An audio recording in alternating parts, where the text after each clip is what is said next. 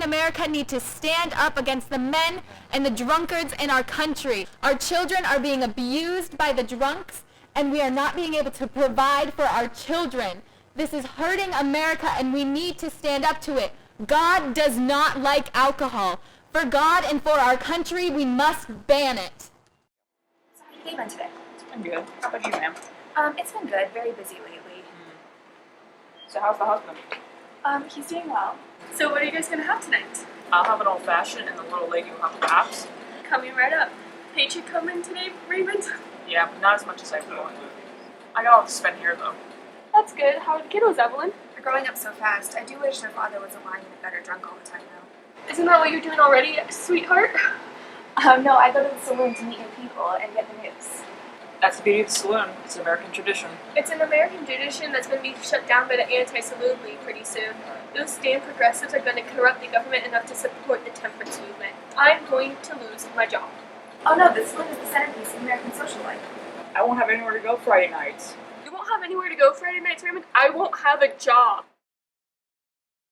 We can all rest easy tonight, fellow Protestants. God can look upon our nation and smile. The 18th Amendment has been ratified and the Volstead Act has been passed.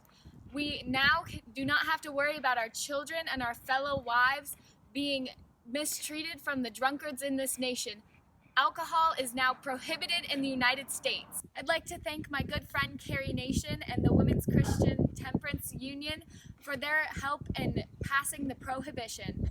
They went around from saloon to saloon, smashing bottles and destroying barrels of whiskey, protesting the use of alcohol in the United States.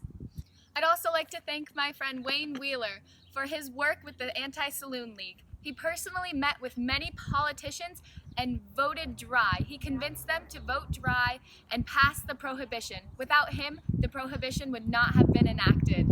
Thank you.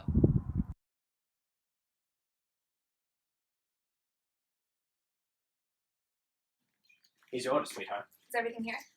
3 pints of corn-based liquor and a case of beer. You can check if you'd like. I trust you. You've never given me bad alcohol before. Yeah, my competitors nowadays, it's very risky. You gotta put out the best, and I always have. Well, thank you very much. My doctor's only allowed to prescribe me 1 pint of medicinal whiskey per month, and that barely lasts me. I understand completely. Just let me know when you need more. Well, you best be off. The copper over there is looking suspicious. Oh, him? I sold him 4 pints this morning. He won't be any trouble. God bless these corrupt policemen. See you later, dame. Extra, read all about it. Thank you. Have you seen this, Raymond? It looks like the Boston Herald held a competition to see who could invent a word that means someone who drinks outside of the law. Let me see this. Scofflaw? I love this. Come on, fellow scofflaw, let's go to the speakeasy.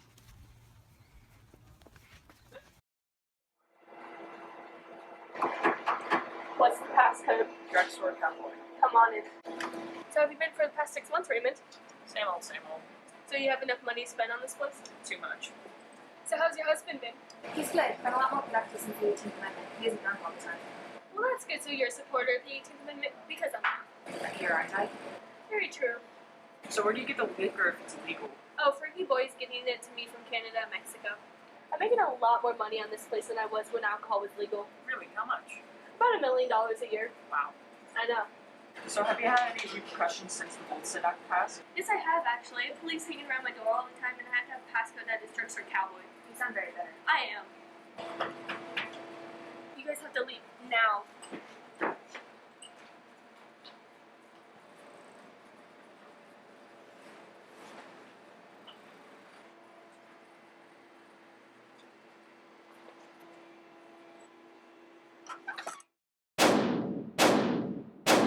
This is the police. Open up. Make sure you get every last bottle. Don't leave anything behind. In my hometown, I've built my $100 million business off of the prohibition. I give the people what they want, and they give me money in return. It's as simple as that. In this case, what they want just happens to be illegal. The hardest part for me is I see members of my gang get killed every single day. But we won't stop until all of the North gang is exterminated and the South has complete control over Chicago. Tell Frankie Boy to scout the area for the rivals. Yes, sir.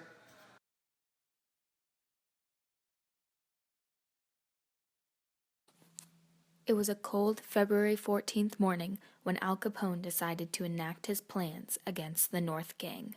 Cops that had been paid off by the Southern Gang infiltrated a brewing company from the North Gang and made them surrender their weapons. Just as they had surrendered their weapons, members from the North Gang arrived and shot up the 7 members of the Southern Gang.